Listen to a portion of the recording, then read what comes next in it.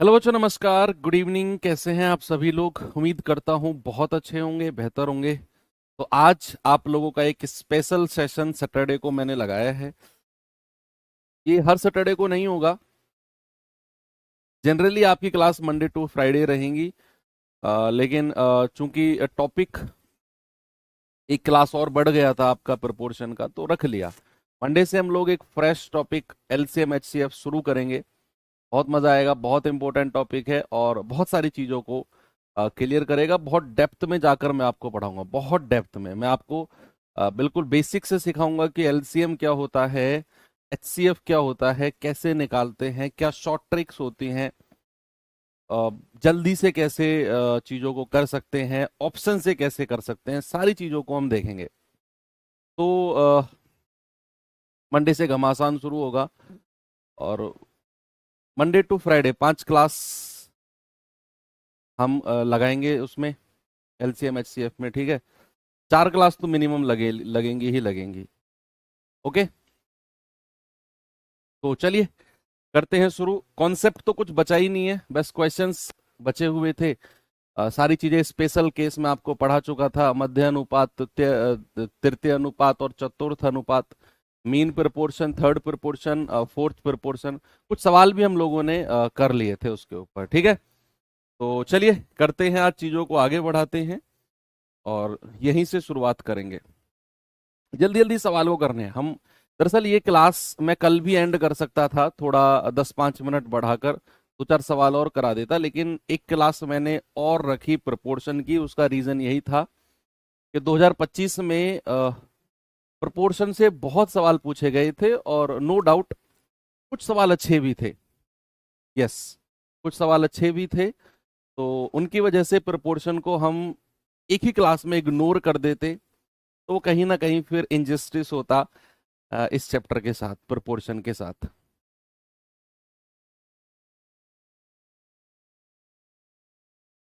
चलो, सवाल कह रहा है 5.76 और 0.88 का मध्य अनुपात बताओ और वो अप्रोक्सीमेट होगा। ये क्वेश्चन 2025 में आया है। देखो, उसने बोला ना 2 दशमलव स्थान तक पूर्णांकित करो। 2 दशमलव स्थान तक क्या करें, बताओ भाई। देखो, इन दोनों का मीन प्रोपोर्शन होगा √ए बी, यानी कि 5.76 इंटू 0.88। अब बच्चे एक चीज देखो, अगर मैं पॉइंट हटाता हूं तो नीचे जीरो से रिप्लेस करूंगा। यहां 2 जीरो क्योंकि पॉइंट के बाद 2 डिजिट है, यहां भी 2 जीरो क्योंकि पॉइंट के बाद 2 डिजिट है। अब 88 की 576 में ना गुणा मत करना। यस, पता है क्यों? क्योंकि 576 जो आप यहां देख रहे हो, ये अपने आप में एक परफेक्ट स्क्वायर नंबर है, पूर्ण वर्ग नंबर है। किसका? 24 का परफेक्ट स्क्वायर है 576। तो 24 बाहर आ जाएगा बटे, भाई ये 100 भी एक परफेक्ट स्क्वायर है, पूर्ण वर्ग है, तो 10 बाहर आ जाएगा। और ये वाला 100 भी परफेक्ट स्क्वायर पूर्ण वर्ग है, तो 10 बाहर आ जाएगा। अंडर रूट में बचेगा तो क्या? 88। क्या बचेगा? 88। अब क्या 88 को आप ऐसी दो संख्या में तोड़ सकते हो कि कोई एक संख्या तो मुझे परफेक्ट स्क्वायर मिल जाए? भाई, क्या मैं 88 को ऐसे कह सकता हूं 4 × 22, 22 × 4 = 88 होता है, और जिसमें 4 जो है एक परफेक्ट स्क्वायर पूर्ण वर्ग संख्या है। तो क्या मैं ये कह सकता हूं 24/100, और जो ये 4 है इसका 2 बाहर आ जाएगा, और अंडर रूट में ये 22 बचेगा। क्या बचेगा? ये 22 बचेगा। तो जितनी भी रूट के अंदर परफेक्ट स्क्वायर संख्या बन सकती है, उनको मैंने बाहर निकाल लिया। उनको मैंने बाहर निकाल लिया। तो अब हमारे पास इस 22 को, जो अंडर रूट ऑफ 22 है, इसकी ना अप्रोक्सीमेट वैल्यू देखनी है। अप्रोक्सीमेट, इसकी क्या देखनी है बच्चा? अप्रोक्सीमेट वैल्यू देखनी है, क्योंकि हमें आंसर 2 दशमलव तक पूछा है। हमें क्या पूछा है? आंसर 2 दशमलव तक पूछा है। तो भैया 22 का देखो, 22 एक परफेक्ट स्क्वायर नहीं है, लेकिन इसका अंडर रूट हम अप्रोक्सीमेट निकालेंगे, लगभग के हिसाब से निकालेंगे इसका अंडर रूट। तो क्या निकाले भाई, अगर मैं 4 का स्क्वायर करता हूं तो वो 16 होता है, अगर मैं 5 का स्क्वायर करता हूं तो 25 होता है कि नहीं? बिल्कुल होता है। यानी कि 22 का अंडर रूट जो है वो 4 और 5 के बीच में ही होगा, 4 और 5 के बीच में होना चाहिए जो 22 का अंडर रूट है। तो कितना होगा वो भाई? अगर मैं आपसे क्या करूं, 45 गुणा 45 कितना होता है? 5 पूरे 25, 4 पंजे 20, 20.25। तो क्या मैं इसको 4.6 बोल दूं? भाई 4.5 का स्क्वायर अगर मैं करता हूं तो ये आता है 20.25। लेकिन हमें तो 22 के पास जाना है, तो इसको एक बढ़ा के 4.6 कर दो, कि अंडर रूट ऑफ 22 जो होगा वो लगभग 4.6 के आसपास होगा, क्योंकि 4 का स्क्वायर है 16 और 5 का स्क्वायर है 25। तो जो भी अंडर रूट 22 होगा वो 4 से बड़ा होगा और 5 से छोटा होगा। तो फिर मैंने 4.5 का स्क्वायर किया, तो 5 का स्क्वायर 25 और 4 से अगली संख्या होती है 5, दोनों को गुणा किया 20, डेसिमल लगाया 20.25। लेकिन अभी भी 20 हमारा 22 से छोटा है, यानी कि 4.5 से थोड़ी सी बड़ी संख्या को लो, तो 4.6 ले लो। अब सॉल्व कर लो, 24 दूनी 48 गुणा 4.6, या पहले 2 की गुणा इसमें करो, 2 छिक्के 12, 9.2 गुणा 24 बटा 100। तो 24 दूनी 48, 4, 24 निम्मा 216, 216 और 4 220 बटा 100। ठीक है, यहां पॉइंट है, पॉइंट दो संख्या पीछे ले आएंगे तो ये हो जाएगा 2.208। यानी कि मेरा आंसर 2.2 के आसपास है। मेरा जो आंसर है वो 2.2 के आसपास है। क्या बचा? 2.2। ये तो 2.5 है, ये 2.8 है, ये 2.3 है, तो 2.2 के आसपास मुझे एक ही ऑप्शन मिला जो ऑप्शन डी है। ये अच्छा सवाल था जिसमें बच्चे को थोड़ा सा दिमाग लगाना पड़ा। अब मैं फिर से बताता हूं आपको, सुनना। Square, square root, cube, cube root मैं आपको निकालना सिखाऊंगा, टेंशन ना लो। जब हम सिंप्लीफिकेशन, सर्ड्स एंड इंडिसेस, घातांक करने की क्लास करेंगे तो मैं आपको वर्ग, वर्गमूल, घन, घनमूल सब निकालना सिखाऊंगा। आप बिल्कुल भी टेंशन ना लो, सब कुछ सीखेंगे निकालना हम। ओके, अभी फिलहाल के लिए आप इतना समझो कि अंडर रूट 22 है वो 4.6 के लगभग होगा, 4.6 के लगभग। तो मैंने 4.6 को यहां रखा, 2 की गुणा 4.6 में करी 9.2, 24 की गुणा करी 220.8 बटा 100, तो 2.208। अब 2.2 के आसपास मेरा एक ही ऑप्शन है, ऑप्शन डी, तो मेरा यही सही जवाब होगा। ये सवाल अच्छा था 2020 में, 25 में जो पूछा गया है। चलिए आगे बढ़ते हैं अगले सवाल की तरफ। जरा इस सवाल पे आएंगे बच्चा, देखिए। हाँ, square, square root, cube, cube root सब सिखाऊंगा बच्चा, निकालना है ना। अब एक सवाल के लिए वो 1.5 घंटे की क्लास रहेगी कम से कम। Square, square root, cube, cube root निकालने की 1.5 घंटे, 1 से 1.5 घंटे की क्लास रहेगी। तो अब एक क्वेश्चन में ही आया है, तो फिलहाल इसे डायरेक्ट देख लो। जब मैं आपको घातांक करनी पढ़ाऊंगा वहां सिखा दूंगा आपको प्रॉपर, विद थंबनेल लिखूंगा मैं, वर्ग, वर्गमूल, घन, घनमूल लिखूंगा मैं प्रॉपर थंबनेल के साथ, डोंट वरी। सवाल है ए स्क्वायर बटा बी क्यूब और 9b² बटा 4a³ का मध्य अनुपात। देखो कुछ नए सवाल, क्या बहुत सारे नए सवाल भी पूछे गए थे, कॉन्सेप्ट चेंज नहीं था, कॉन्सेप्ट वही था जो हर टीचर हर बार पढ़ाता है बच्चों को, बस सवाल नए थे। जिसने कॉन्सेप्ट सीखे उनको कोई प्रॉब्लम नहीं आई, और जिन्होंने सवालों को रटा, केवल क्लास के सवालों को, वो फंसे। अब जैसे मैं आपको ये सवाल करा रहा हूं कि 2025 में ये आया, 2022 में ये आया, ये आ सकता है, ये वो हो सकता है। आप इन सवालों को अगर समझोगे विद प्रॉपर कॉन्सेप्ट, तो मैं कह रहा हूं सवाल कैसा भी आए आप कर जाओगे। लेकिन आप अगर ये सोचोगे कि यार 2025 में आया, रट लेता हूं, 26 में भी यही आएगा, तो फिर आप बहुत बड़ी गलती कर रहे हो। भाई 26 में सवाल चेंज होगा, 100% चेंज होगा। एसएससी का रिकॉर्ड है, सेम डिजिट का सवाल एसएससी ने आज तक किसी एग्जाम में दिया ही नहीं है, सेम डिजिट का। वो डिजिट जरूर चेंज करेगा, थोड़ा बहुत इधर उधर करेगा, कॉन्सेप्ट चेंज नहीं करेगा, बस इतना ध्यान रखना। अब सवाल कह रहा है कि ए स्क्वायर बटा बी क्यूब और 9b² बटा 4a³ का मध्य अनुपात क्या होगा। अब अगेन हमारे पास दो संख्या है, एक संख्या ये है और दूसरी संख्या ये है। अब मुझे इनका मीन प्रोपोर्शन बताना है बच्चे। तो मीन प्रोपोर्शन अगेन आप जानते हैं under root of A B होता है, under root of A B, यानी कि a² बटा b³ गुणा 9b² बटा 4a³ मल्टीप्लाई कर दिया। अब देखो काटा पीटी करके, जितने से a कट रहा है उसको a से काटो। भाई जैसे a² है और ये a³ है, तो यहां a बचेगा केवल, दो पावर से दो पावर कटेगी, a बचेगा। ये b² है, ये b³ है, यहां एक b बचेगा क्योंकि दो b से दो b कैंसिल हो जाएंगे।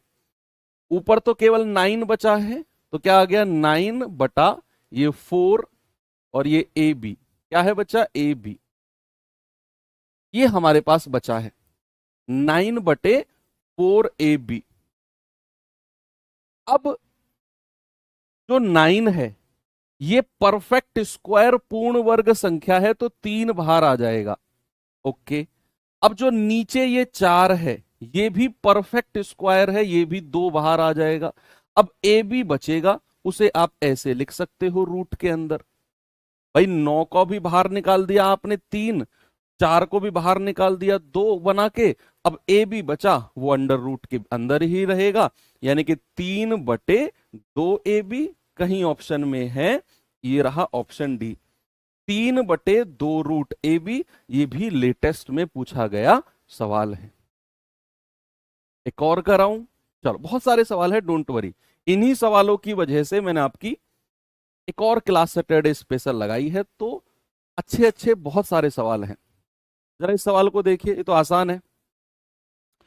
जल्दी से बताओ बच्चे इसका जवाब क्या होगा, सभी लोग।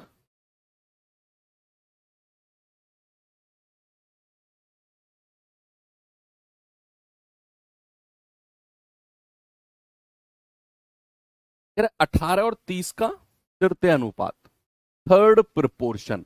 बच्चे कल मैंने आपको सिखाया कि ए और बी का थर्ड प्रोपोर्शन क्या होता है, b²/a। किसी ने फॉर्मूला याद किया, ये क्लास का रिवीजन किया होगा तो वो कर लेगा। ये b है, ये a है, यानी कि दूसरी संख्या का स्क्वायर और बटे पहली संख्या।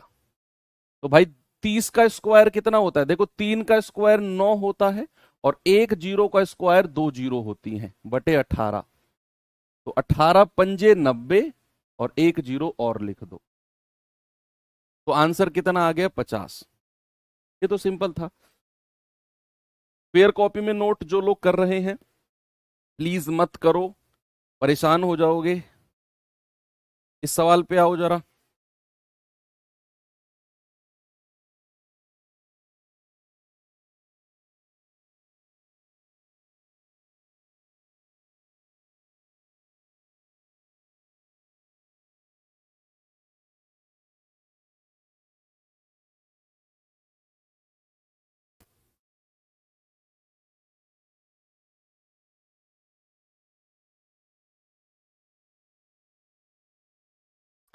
कह रहा है 3 + √2 और 2 √7 का तृतीय अनुपात, थर्ड प्रोपोर्शन।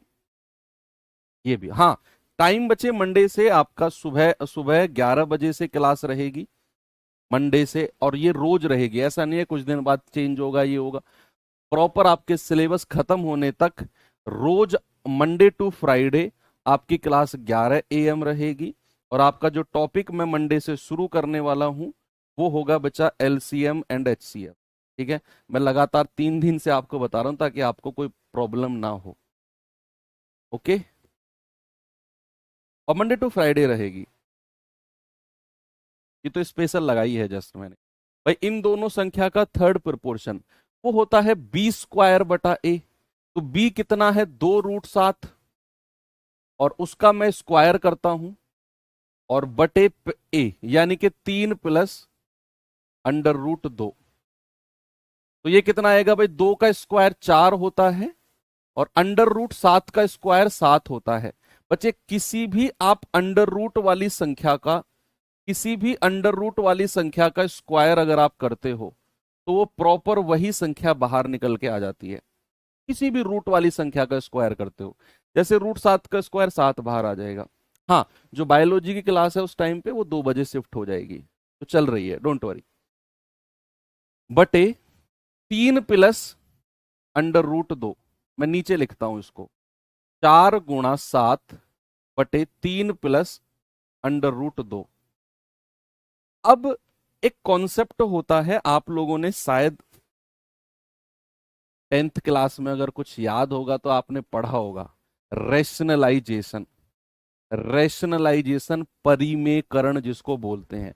सपोज अगर मैंने आपसे बोला कि मेरे पास कोई संख्या है x बटे a माइनस बी, ये कोई संख्या है और मुझे इसका परिमेयकरण, रेशनलाइजेशन करना है। तो बच्चे रेशनलाइजेशन क्या होता है, जो नीचे a माइनस बी आपको दिख रहा है ना, इसका जस्ट साइन चेंज करके ऊपर नीचे मल्टीप्लाई कर दो। जैसे ये a माइनस बी है तो ऊपर नीचे a प्लस बी से मल्टीप्लाई कर देते हैं ऐसे। अगर नीचे a प्लस बी होता, प्लस का साइन होता, तो मैं a माइनस बी से ऊपर नीचे मल्टीप्लाई करता। इसी को परिमेयकरण, इसी को रेशनलाइजेशन कहते हैं। ध्यान रखना, क्या कहते हैं, परिमेयकरण। परिमेयकरण, रेशनलाइजेशन भी इसी को कहते हैं। अब इसके बाद में क्या होता है, ये x तो यहीं पे आ जाएगा और ये a प्लस बी इसके साथ हो जाएगा। और नीचे क्या होगा भाई, एक फॉर्मूला आपने पढ़ा होगा, a माइनस बी और a plus B. a minus B और a प्लस बी को अगर मैं मल्टीप्लाई करता हूं तो मुझे क्या मिलता है, a स्क्वायर माइनस का b स्क्वायर, ये हमें मिलेगा। किसी भी संख्या का परिमेयकरण, रेशनलाइजेशन करना हो तो उसके नीचे जो संख्या है डिनोमिनेटर में, हर में, अगर वो माइनस में है जैसे a माइनस बी, ऊपर नीचे a प्लस बी की मल्टीप्लाई कर दो। अगर वो प्लस में है तो ऊपर नीचे a माइनस बी की मल्टीप्लाई कर दो। अब ये a माइनस बी गुणा a प्लस बी है तो a square minus B square हो गया। ये एक फॉर्मूला है। अब यहां पर भी हम किसकी मल्टीप्लाई करेंगे, जैसे 3 माइनस रूट 2 है, प्लस रूट 2 है, तो 3 माइनस रूट 2 की हम ऊपर नीचे मल्टीप्लाई कर देंगे क्योंकि ये प्लस का साइन था। तो ये हो जाएगा 7 चौको 28 और 3 माइनस रूट 2 बटे, देखो a प्लस बी और a माइनस बी क्या होता है, a square minus B square root 2 का स्क्वायर। तो ये क्या हो जाएगा 28, 3 माइनस रूट 2 बटे 3 तिया 9 माइनस, देखो रूट 2 का स्क्वायर क्या देगा हमें, 2 देगा। तो ये हो जाएगा 28, 3 माइनस रूट 2 बटे 9 में से 2 गया 7 और 7 चौको 28। क्या उत्तर आ गया, 4 और 3 माइनस रूट 2। कहीं ऑप्शन में है क्या, ये रहा ऑप्शन नंबर डी, ये आपका जवाब है। और ये भी एक अच्छा सवाल था, बहुत अच्छा सवाल था बच्चे, जो आज मैं आपको क्वेश्चन करा रहा हूं। आज की क्लास सैटरडे स्पेशल, कल संडे है, थोड़ा सा टाइम निकालकर इस क्लास को दोबारा देख लेना अगर कोई दिक्कत आए तो। सारे के सारे सवाल अपडेटेड हैं और बहुत ही ज्यादा इंपॉर्टेंट है आपके लिए। अगर आप नए बच्चे हो, पहली बार क्लास कर रहे हो, पहली बार मैथ पढ़ रहे हो, तो भाई आपके लिए तो ये लगा लो कि आज की क्लास के जो क्वेश्चन है ना वो रामबाण है। अगर आप इन्हें रिवीजन करोगे तो, अगर आप इनका रिवीजन करोगे तो। चलिए ये सवाल देखिए, ये बहुत अच्छा सवाल है और मैं आपको ये कहना चाहूंगा, जैसे ये सवाल है ना, जैसे इससे पहले वाला कराया और अब मैं ये करा रहा हूं, भाई ये सीजीएल लेवल के सवाल हैं।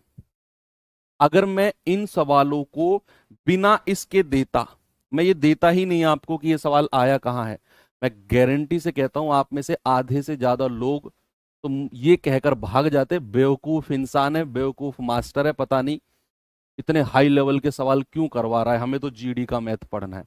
इसी वजह से मैं ये लिख कर लाया हूं कि जीडी 2025 में ये सवाल पूछा है। कई बार हम टीचर, में अपनी ही बात नहीं कर रहा, हम जो मैथ्स के टीचर होते हैं हमारे सामने चैलेंज होता है कि अगर हम थोड़ा सा ऊपर का लेवल करा देना तो बच्चा भाग जाता है ये कह के कि यार इस मास्टर को लेवल का पता ही नहीं है, ये तो सीजीएल लेवल लेके चल रहा है, हम तो जीडी की तैयारी कर रहे हैं, कांस्टेबल की कर रहे हैं।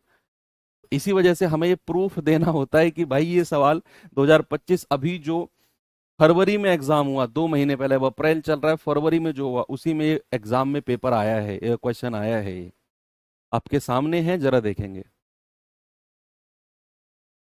पढ़िए आराम से।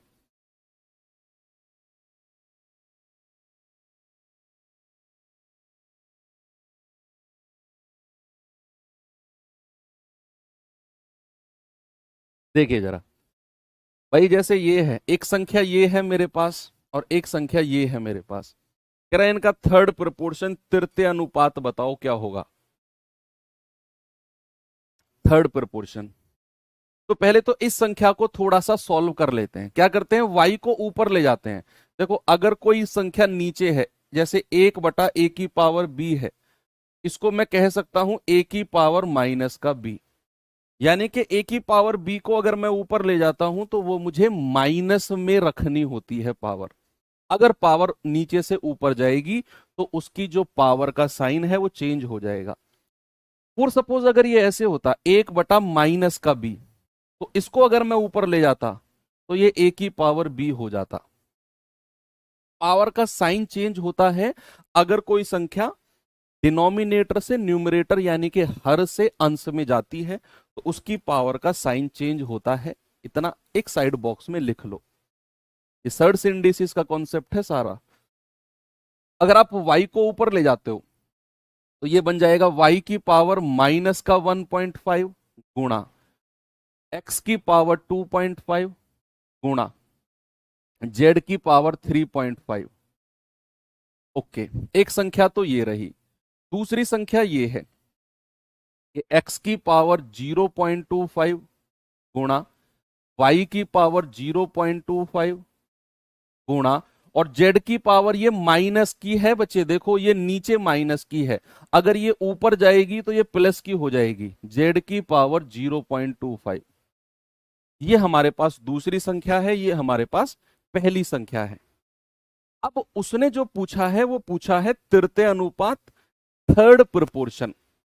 बच्चे जो थर्ड प्रोपोर्शन होता है वो होता है b²/a, यानी कि दूसरी संख्या का स्क्वायर। तो x की पावर 0.25 गुणा y की पावर 0.25 गुणा z की पावर 0.25, और अगर मैं इनका स्क्वायर करता हूं तो स्क्वायर करने के बाद में नीचे आएगी आपकी पहली संख्या। ठीक है, नीचे आप पहली संख्या करो, और पहली संख्या क्या है हमारी, पहली संख्या है y की पावर -1.5, x की पावर 2.5 और z की पावर 3.5। बहुत ही ज्यादा संभल के करना है, मैं फिर कहूंगा एसएससी सीजीएल लेवल का सवाल है ये, एसएससी सीजीएल लेवल का। अब एक और कॉन्सेप्ट सर्ड सिंडिसिस का मैं बताता हूं। मान लो a की पावर 2 है और उसकी पावर 3 है, तो ये दोनों पावर आपस में मल्टीप्लाई हो जाती हैं, a की पावर हो जाएगी 3 दूनी 6। क्या हो जाएगी, a की पावर हो जाएगी 6। ऐसे ही 2 की मल्टीप्लाई तीनों में कर दो इनमें, तो 2 की मल्टीप्लाई 0.25 में करोगे तो 25 दूनी 50 होता है, 0.5 हो जाएगा। y की पावर 25 की 2 में गुणा करोगे 50 यानी कि 0.5, और z की पावर 25 की 2 में गुणा करोगे यानी कि 0.5, और नीचे क्या है, y की पावर -1.5, x की पावर 2.5 और z की पावर 3.5। कितना काम आपने यहां तक किया। अब इसके बाद क्या करना है, जो पावर माइनस में है उसे ऊपर ले जाओ। अब जैसे ये x की पावर 0.5 है और नीचे x की पावर 2.5 है, तो 0.5 वाली को नीचे ले आओ, छोटी पावर को बड़ी पावर के पास लाओ। ये जेड की पावर 0.5 है, ये जेड की पावर 3.5 है, नीचे ले आओ, है ना। हमें अपने आंसर के हिसाब से अरेंज करना है, और आंसर में ऊपर केवल y है, ऊपर केवल y है, बाकी सब नीचे है। आप चारों ऑप्शन में देखो, चारों ऑप्शन में ऊपर केवल y है, बाकी सब नीचे है। तो y को 1.5 को ऊपर ले जाओ, बाकी सब नीचे आ जाएगा। तो ये हो जाएगा y की पावर 0.5 गुणा y की पावर 1.5 बटे, ये नीचे आ जाएगा, x की पावर 2.5 गुणा, ये माइनस का हो जाएगा, माइनस का 0.5, और ये z की पावर 3.5 गुणा, और z की पावर माइनस का 0.5। ठीक है भाई। अब देखो ये पावर आपस में जुड़ जाएंगी, y की पावर 0.5, y की पावर 1.5 आपस में जोड़ दो। आपस में जोड़ोगे तो 1.5 और आधा मिलाकर कितना हो गया, 2। ऐसे ही x की पावर 2.5, x की पावर माइनस का 0.5, तो ये 2.5 में से 0.5 घटाओगे क्योंकि माइनस का साइन है, तो x की पावर 2 बचेगी। 3.5 में से 0.5 घटाओगे तो भैया 3 में से आधा, 3.5 में से आधा गया, 3 बचेगा।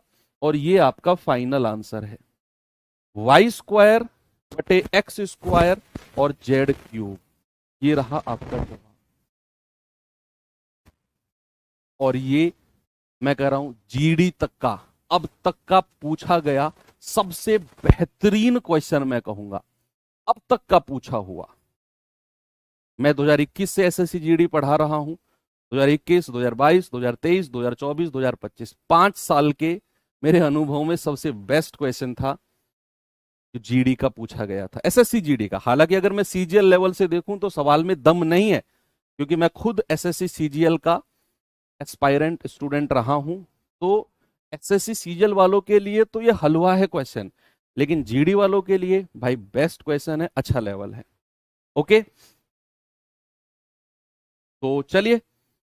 हाँ, क्या सर हम इसे और थोड़ा शॉर्ट कर सकते थे? भाई क्वेश्चन आया, क्या सर हमें दिख रहा है कि यार ये सवाल हैवी है, क्या सर कुछ तो ऐसा है कि हम इसे थोड़ा सा शॉर्ट कर सकते हैं? देखो मैं आपको थोड़ा सा हिंट देता हूं, आप इतने मैच्योर बच्चे हो, सवाल देखकर लग रहा है कि यार कोई शॉर्ट ट्रिक नहीं होती है, ऐसे सवालों की कोई ट्रिक नहीं होती है कि सर इधर की चीज उधर रखो, उधर की चीज इधर रखो, आंसर आ जाएगा। ना बच्चा, ट्रिक नहीं होती है, आपको थोड़ा सा सब्र करके और दिमाग से ये करना है। देखो मैं थोड़ा सा आपका काम आसान करने की कोशिश करता हूं। हमें अगर अपना काम आसान करना है तो हमें ऑप्शन की हेल्प लेनी होगी। पेन साइड में रख दो, केवल सामने स्क्रीन पर देखना, बस पेन साइड में रख दो, केवल स्क्रीन पर देखना। आप कैसे ऑप्शन की हेल्प से हम चीजों को करते हैं? भाई देखो, हम केवल जेड की बात करेंगे, केवल जेड की। यहां जेड कितना है, 0.25, उसकी पावर 2, तो जेड की पावर 2 मल्टीप्लाई करोगे तो 0.5 आएगा। और नीचे क्या है, जेड की पावर 3.5। अगर ये 0.5 नीचे आएगा तो 3.5 में से घटेगा, तो यानी कि मेरा आंसर नीचे जेड की पावर 3 होना चाहिए। अब देखो तो सही कि अगर ये 0.5 नीचे आएगा तो 3.5 में से घट जाएगा, और 3.5 में से 0.5 घटेगा तो ये z³ बनेगा। क्या बनेगा? ये z³ बनेगा। तो जहां पर z³ नहीं है उनको हटा दो, यहां z² है हटा दो, यहां z² है हटा दो, यहां z³ है, यहां z³ है, 2 ऑप्शन बचे। अब x के पास आ जाओ, ये x की पावर 0.25 है, 2 से गुणा करो तो x की पावर 0.5 बनेगा, और नीचे x की पावर 2.5 है। तो अगर ये 0.5 नीचे आएगा तो ये 2.5 में से घटेगा, और नीचे 2.5 में से आधा गया, 2 पावर आ जाएगी, x की पावर 2, यहां तो पावर 3 है, ये ऑप्शन हटा दो, एक ही ऑप्शन बचा। इस तरीके से आप कर सकते हो, थोड़ा सा शॉर्ट। वो भी कब? जब आपको ये तरीका अच्छे से आया हो, तब जाकर आप इसे इस तरीके से कर सकते हो, ऑप्शन एलिमिनेशन जिसको बोलते हैं। चलिए थोड़ा आगे चलते हैं। जैसे ये सवाल है, जरा इसको देखेंगे और बताइए इसका जवाब क्या है।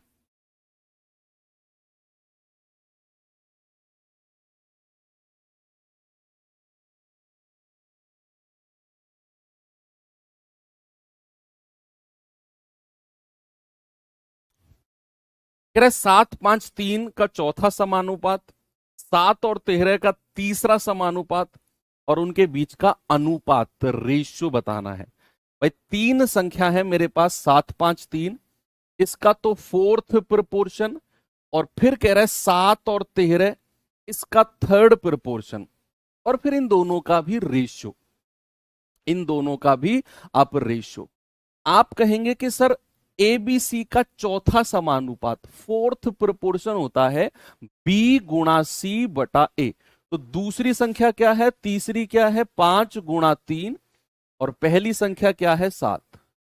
अनुपात कह रहा है कि 7 और 13 का थर्ड प्रोपोर्शन, वो क्या होता है, बी स्क्वायर अपॉन ए, बी स्क्वायर यानी कि 13 का स्क्वायर बटा 7।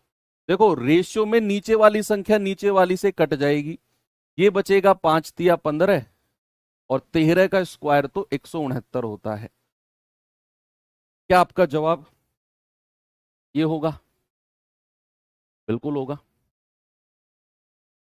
आप लेवल में चेंज देख रहे हो, ये 2023 जीडी का पूछा गया सवाल था, और जो जस्ट अभी हमने किया ये 2025 का पूछा गया है। तो हर साल एग्जाम का लेवल बढ़ रहा है, लेकिन बच्चे आप जिस टाइम पर जुड़े हो ये सबसे बेहतरीन टाइम है। एग्जाम का लेवल कुछ भी हो भाई, छोड़ दोगे आप अगर आप ये वाला कर्मा बैच कंप्लीट कर लेते हो तो।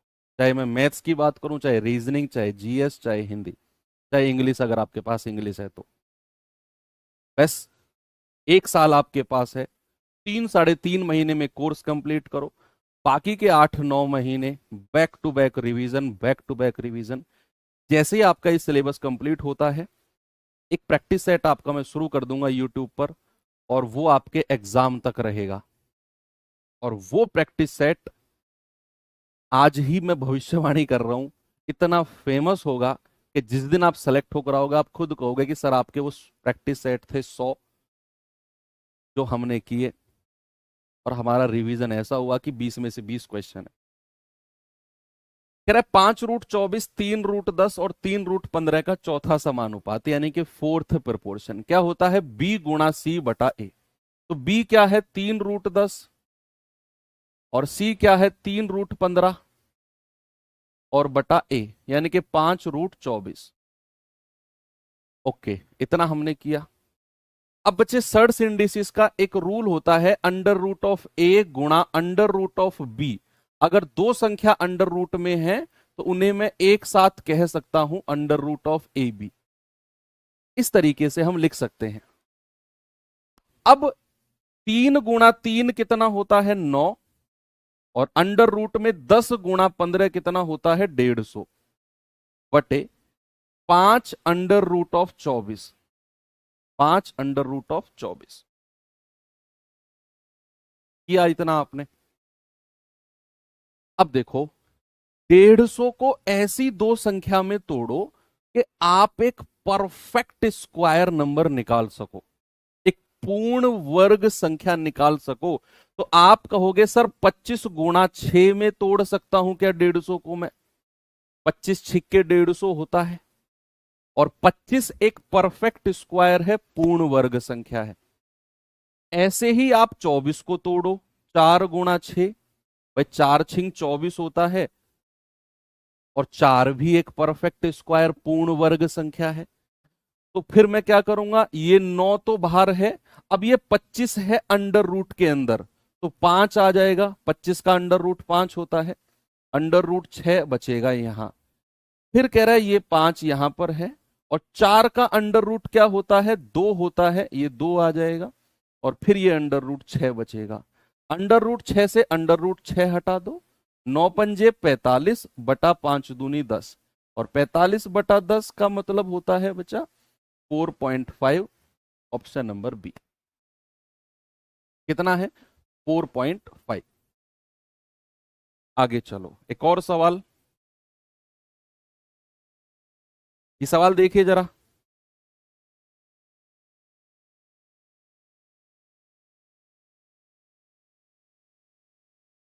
मतलब इन सवालों के लेवल को देखकर बच्चे ये मत घबराना कि ओवरऑल लेवल ही सर इतना टफ आया था कि जीडी का, नहीं। ओवरऑल लेवल 2024 से आसान था। अब लगाओ आप, 2024 से आसान 2025 का था, लेकिन कुछ सवाल अच्छे लेवल के, जैसे 20 है तो 16 से 17 क्वेश्चन मैं कहूंगा इतने आसान, इतने आसान, इतने आसान कि आप 5 मिनट में उड़ा दोगे। एक एक लाइन के सवाल ऐसे टिक करते जाओगे, 5 मिनट में उड़ा दोगे। लेकिन 2 से 3 क्वेश्चन ऐसे थे, जैसे आपके सामने अभी मैंने दिखाए हैं, जिनमें थोड़ा सा टाइम लगेगा, थोड़ा सा कॉन्सेप्ट की जरूरत होगी, थोड़ा सा पेशेंस की जरूरत होगी, मतलब कई सारी चीजों की मिक्सर की जरूरत होगी। 2 से 3 क्वेश्चन, और वो आपके एग्जाम में भी आएंगे, मैं आज ही बता रहा हूं। आपके एग्जाम में भी 2 से 3 सवाल ऐसे आएंगे जो आपका कॉन्सेप्ट, आपका पेशेंस और आपकी तर्क बुद्धि, कितना आप दिमाग लगा सकते हो, ऐसे सवाल 2 से 3 हर शिफ्ट में तो पूछे जाएंगे। कह रहा है √6, √8 और √21 का चतुर्थ समानुपात, फोर्थ प्रोपोर्शन क्या है? बी गुणा सी बटा ए। भाई √8 गुणा √21 बटा √6, तो इन दोनों की मल्टीप्लाई कर देंगे, 168 होता है। 21 छिक्के 168, नहीं 21 अट्ठे 168, √6। क्या मैं, देखो एक चीज और देखो, √A बटा √B अगर कहीं है तो उस दोनों संख्या को आप एक ही जगह लिख सकते हो ऐसे। ये छोटी छोटी चीज तो अपनी रफ कॉपी में भी आप लिख सकते हो, नोट्स में लिखी हुई मिलेंगी आपको, कि √A बटा √B बराबर होता है √A बटा B। ऐसे ही मैं इनको कह सकता हूं कि √168 बटा 6, तो 6 दूनी 12, 6 8 48, √28 आ गया। अब √28 है, 28 को आप ऐसी दो संख्या में तोड़ो जिनका परफेक्ट स्क्वायर आप निकाल सको, तो 4 सत्ते 28। अब 4 का अंडर रूट क्या होता है? 2। ये आ गया 2√7। कितना आंसर आ गया? 2√7। ऑप्शन नंबर ए बिल्कुल सही है।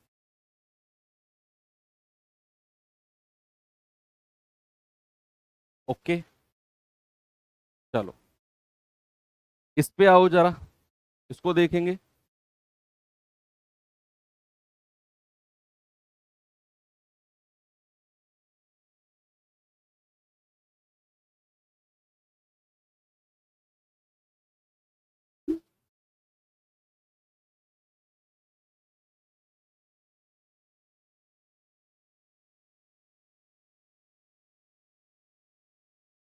एक दो सवाल और बचे हैं ऐसे, फिर मिसलेनियस कराऊंगा 4 5 बस। सवाल है ए सी और बी सी का चतुर्थ अनुपात डी है। चतुर्थ अनुपात क्या है? डी है। फिर कह रहा है B C² बटा ए डी बटा सी, और सी का चतुर्थ अनुपात क्या होगा? सबसे पहले तो भाई हम कहेंगे चतुर्थ अनुपात होता है B गुणा सी बटा ए, दूसरी संख्या गुणा तीसरी संख्या, तो C गुणा BC बटा पहली संख्या ए, और ये किसके बराबर है? D के बराबर। उसने बोला है ना कि भाई इन तीनों का फोर्थ प्रोपोर्शन D है, तो मैंने D के बराबर कर दिया। अब यहां से मैं कह सकता हूं D बराबर कितना है? B C² बटा ए, ये D के बराबर है, B C² बटा ए। अब आगे आ जाओ, कह रहा है भाई B C² बटा ए डी बटा सी, और सी का चतुर्थ अनुपात बताओ। क्या आप कुछ देख पा रहे हो कि भाई B C² बटा ए को तो मैं D कह सकता हूं, तो क्या इस वाले पार्ट को मैं D कह दूं? क्या इस वाले पार्ट को मैं D कह दूं? भाई पहली लाइन में उसने बोला कि ए सी और बी सी का चतुर्थ अनुपात D है, तो मैंने कहा दूसरी संख्या गुणा तीसरी संख्या बटा पहली संख्या बराबर D, तो D बराबर क्या हो गया? C² गुणा B बटा ए। फिर उसने बोला कि बी सी स्क्वायर बटा ए डी बटा सी, और सी का फोर्थ प्रोपोर्शन बताओ। तो बी सी स्क्वायर बटा ए को मैं डी कह दूंगा, दूसरी संख्या और गुणा तीसरी संख्या बटा पहली संख्या कर दो, तो ए डी बटा सी, तीसरी संख्या क्या है सी, और बटा पहली संख्या यानी कि डी। तो सी से सी गया, डी से डी गया, आंसर कितना आ गया, ए आ गया। और बहुत सारे बच्चे इस सवाल को देखकर डर गए थे कि सर ऐसा सवाल आया कि हुआ ही नहीं, समझ में ही नहीं आया। अब आप जो बच्चे देख रहे हो, क्या आपको लगा इस सवाल में कुछ है? मेरे हिसाब से तो कुछ भी नहीं था कि भैया चतुर्थ समानुपात डी के बराबर इसको कर दिया और इतने पार्ट को मैंने डी लिख दिया यहां, बस। फिर हमारा फोर्थ प्रोपोर्शन चतुर्थ अनुपात पूछा, वो होता है दूसरी संख्या गुणा तीसरी संख्या और बटे पहली संख्या, रखी और ए के बराबर आ गया।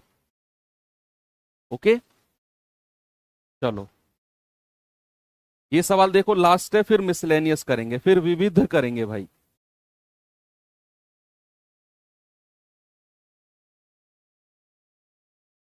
फिर 2-3 सवाल आपको विविध कराऊंगा और फिर खत्म, बस। कह रहा है यदि F1 और F2 क्रम से है, इन तीनों संख्या और इन तीनों संख्या के चतुर्थ अनुपाती हैं, तो बताओ F1 गुणा F2 क्या होगा? F1 गुणा F2, भाई इन तीनों का फोर्थ प्रोपोर्शन निकालो। ये डॉट नहीं है, ये कोमा है, ठीक है। इन तीनों संख्या का फोर्थ प्रोपोर्शन निकालो, इन तीनों का फोर्थ प्रोपोर्शन निकालो, बस करो जल्दी से। और दोनों का रेशियो ले लो, तो दूसरी संख्या गुणा तीसरी संख्या 7/12 गुणा 8 और बटे पहली संख्या यानी कि 2/7 अनुपात दूसरी संख्या गुणा तीसरी संख्या बटे पहली संख्या यानी कि 5/6।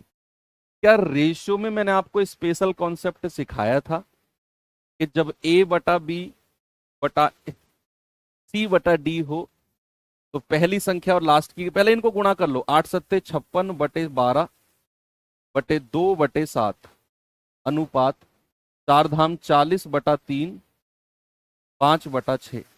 तो पहली और लास्ट की गुणा, दूसरी और तीसरी की गुणा, पहली और लास्ट की गुणा, दूसरी और तीसरी की गुणा, ये तो मैंने आपको सिखाया है। तो 56 गुणा 7 बटे 12 गुणा 2 24 अनुपात 40 गुणा 6 बटे 5 दिया 15। अब आप इनका रेशियो बना लो, जितना भी कट कटा के बन सकता है उसको बना लो और आपका आंसर आ जाएगा। भाई जैसे नीचे की संख्या को नीचे से काट सकते हैं, 3 पंजे 15, 3 अट्ठू 24, 8 से कटेगा 8 सत्ते 56, ओके, 5 से कटेगा 5 अट्ठू 40। अब नीचे की संख्या गायब हो गई, 7 सत्ते 49 रेशियो और 8 छिंग 48। क्या उत्तर आया बच्चा? 49 रेशियो 48। ऑप्शन नंबर डी मेरा सही है। इतने क्वेश्चन थे जो प्रोपोर्शन से पूछे गए थे। अब मैं आपको थोड़े से मिसलेनियस यानी कि विविध करा देता हूं। विविध क्या होता है पहले ये समझो, क्योंकि आपका पहला चैप्टर है। विविध सवालों का मतलब होता है कि सारे टाइप खत्म हो चुके हैं, अब जो इक्का दुक्का बचा हुआ टाइप है, बच जाता है ना बीच में। जैसे अभी अभी क्या चल रहा है कि गेहूं की निकासी चल रही है सभी के, आप सभी मोस्टली गांव के लोग बिलोंग करते होंगे, तो गेहूं की निकासी चल रही है नॉर्थ इंडिया में। तो अब जब सभी गेहूं की जो पूली होती है उनको बटोर लेते हैं, तो उसके बाद फिर झाड़ू लेके लगते हैं कि यार कुछ बचा कुचा है ना, उसको भी सिकेर लेते हैं और फिर ऐसे बोरा में बंद करके और ले जाते हैं घर, है ना। तो अब वो सिकेर चलेगी कि कुछ इक्का दुक्का अगर बच गया है तो वो फिर मिसलेनियस में आता है, विविध में आता है।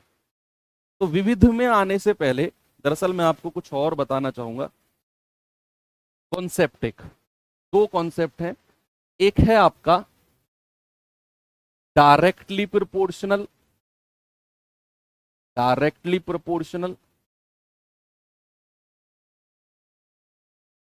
जिसको हिंदी में कहते हैं अनुक्रमानुपाती, अनुक्रमानुपाती। डायरेक्टली प्रोपोर्शनल को क्या कहते हैं? अनुक्रमानुपाती। और एक होता है inversely proportional, inversely proportional, inversely proportional, जिसको हिंदी में क्या कहते हैं? व्युत्क्रमानुपाती, व्युत्क्रमानुपाती। ठीक है, ये दो चीज हैं जो हमें समझनी है।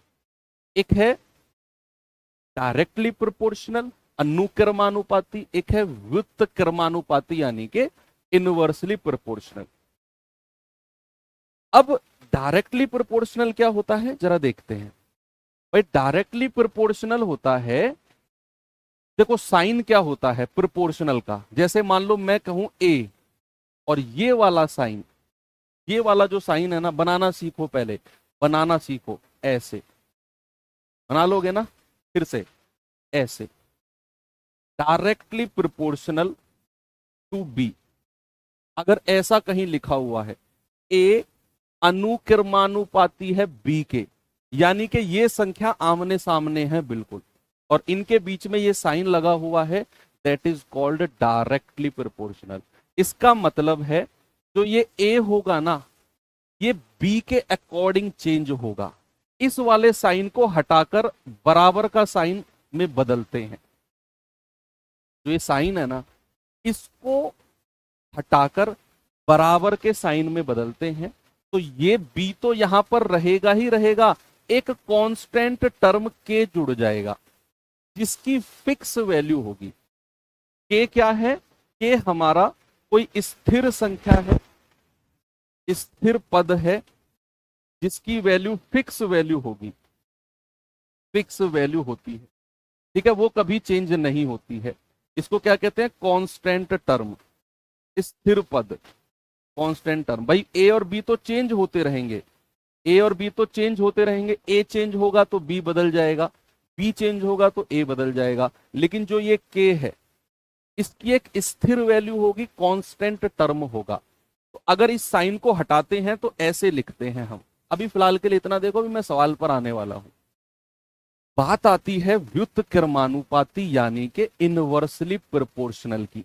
अब इनवर्सली प्रोपोर्शनल क्या होता है? मान लो ए मैंने लिखा और यहां पर ये वाला साइन ही लगाया, और बात अगर इनवर्सली यानी कि व्युत्क्रमानुपाती की होगी ना, तो यहां पर 1/b हो जाएगा, बस व्युत्क्रम हो जाएगा, रेसिप्रोकल जिसको इंग्लिश में कहते हैं। रेसिप्रोकल क्या होता है? 1/, व्युत्क्रम।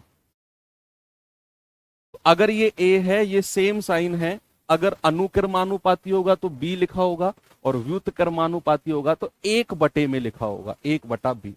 और इसको आप बराबर के साइन में बदलोगे तो एक कांस्टेंट टर्म आ जाएगा जिसकी वैल्यू फिक्स होगी, और गुणा a/b। ये दोनों होते हैं। अब मैं इनके ऊपर आपको सवाल करके दिखाता हूं, देखना। पहला क्वेश्चन है आपके सामने, ये जरा देखो क्या है बच्चे सवाल में। सवाल है कि यदि x जो है y स्क्वायर के व्युत्क्रमानुपाती है, x जो है y स्क्वायर के व्युत्क्रमानुपाती, व्युत्क्रम 1/, और यदि x बराबर 78 है तो y बराबर 11 है, यदि y बराबर 2.2 है तो x बराबर क्या होगा? ये सवाल आपके सामने है। सबसे पहले क्या लिखो, ये पढ़ो ये वाली लाइन। अब जैसे ही आपने ये वाली लाइन पढ़ी तो आप समझ गए भाई यहां तो व्युत्क्रमानुपाती की बात हो रही है, तो ये वाली कंडीशन बनेगी। तो क्या मैं कह सकता हूं x बराबर k गुणा 1/, और y स्क्वायर बोला है ना, y स्क्वायर, ये हो गया x बराबर k गुणा, और व्युत्क्रमानुपाती बोला है तो 1/y स्क्वायर। अब उसने बोला कि यदि x बराबर 78 है तो x बराबर 78 लिखो, बराबर के गुणा 1/y²। y कितना है 11, तो 11 का स्क्वायर। ये 11 का स्क्वायर इधर आ जाएगा तो k बराबर कितना हो जाएगा 78 गुणा 121। ऐसे ही रहने दो, इसको चेंज मत करो, ऐसे ही रहने दो, मल्टीप्लाई मत करो, ऐसे ही रहने दो। अब हमें x की वैल्यू मिल गई। हमें क्या मिल गया बच्चा, x की वैल्यू, सॉरी k की वैल्यू, सॉरी सॉरी। और k के लिए मैंने क्या बोला था कि भाई ये वैल्यू फिक्स होगी, चेंज नहीं होगी। अब अगली कंडीशन में उसने बोला है कि यदि y बराबर 2.2 है तो x कितना होगा। तो भैया अब हमें x की वैल्यू निकालनी है दोबारा से। ये 78 मत बोलना, ये तो अलग हटा दिया उसने। कह रहा है अब यदि y बराबर 2 है तो x कितना होगा। तो x बराबर, और k की वैल्यू फिक्स हो गई 78 गुणा 121 गुणा 1/y²। और y² कितना है 2.2 का स्क्वायर, 2.2 का स्क्वायर। तो ये हो जाएगा 78 गुणा 121 गुणा 22 का स्क्वायर क्या होता है, केवल 22 का स्क्वायर 484 होता है। अगर मुझे 2.2 का स्क्वायर बताना हो तो दो संख्या पहले पॉइंट लगा दो बस, 4.84, तो 4.84। अब क्या करो, ये पॉइंट यहां से हटाओ, ऊपर 100 की गुणा कर दो। पॉइंट हटेगा, पॉइंट के बाद 2 डिजिट है तो ऊपर 100 की गुणा हो जाएगी। देखो ये पूरा 4 बार कटेगा इससे, है ना, 121 चौके 484 होता है। 4 से कटेगा पूरा 25 बार, और 25 की गुणा करना जरा, 25 अट्ठे 200 हासिल का 20, 25 सत्ते 175 और 20 195, यानी कि आंसर हो गया 1950। ऑप्शन नंबर सी मेरा बिल्कुल करेक्ट है, 1950। ठीक है भैया, अच्छा सवाल है ये, बेस्ट है। एक और कराता हूं ऐसा ही, ये भी देखो।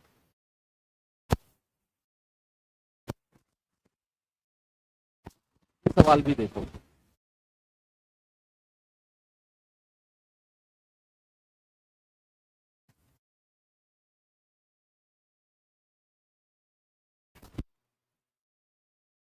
सवाल कह रहा है कि यदि P Q के अनुक्रमानुपाती, डायरेक्टली प्रोपोर्शनल, और कह रहा है P जो है 15 है तो Q 630 है। कह रहा है अगर P बराबर 6 है तो Q का मान बताओ, Q2 का मान बताओ, Q2 का मान बताओ। फिर सेम वही चीज करनी है। कह रहा है P Q के अनुक्रमानुपाती, यानी कि P directly proportional to Q, तो P बराबर क्या हो जाएगा K गुणा Q।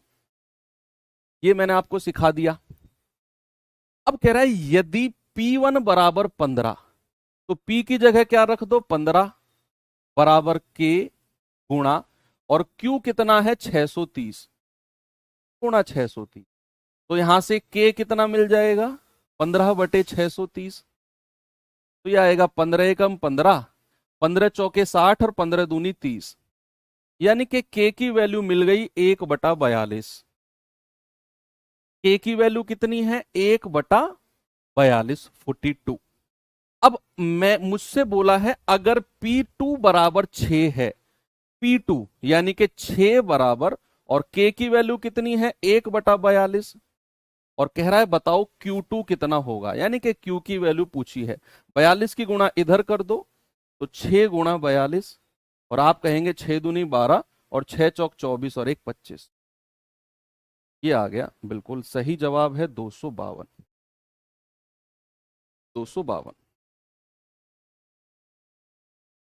ठीक है भैया, तो यहां पर ये वाला जो चैप्टर है हम एंड करते हैं। बाकी मंडे से अब क्लास शुरू होगी, और उसमें मैं आपको 50 LCM HCF शुरू करूंगा। और हाँ, एक बात और मिक्स कर दी बीच में कि अब ये चैप्टर एंड हो गया है, रेशियो एंड प्रोपोर्शन। इसके 50 क्वेश्चन में तैयार कराऊंगा और आपको वर्कशीट नहीं, क्विज की फॉर्म में दूंगा। जैसा कि मैंने शुरू में बोला था कि ऑनलाइन क्विज होगी, आपको बैच के अंदर ही मिलेगी। कल तो तैयार नहीं हो पाएगी, वीक के अगले वीक के कभी बीच में मैं डलवा दूंगा, है ना, उसे आप आराम से करते रहना। तो ठीक है, थैंक यू, बाय बाय, जय हिंद। और हाँ, मंडे को सुबह 11 बजे क्लास होगी। और वो रेगुलर 11 बजे रहेगी। ओके, जय हिंद।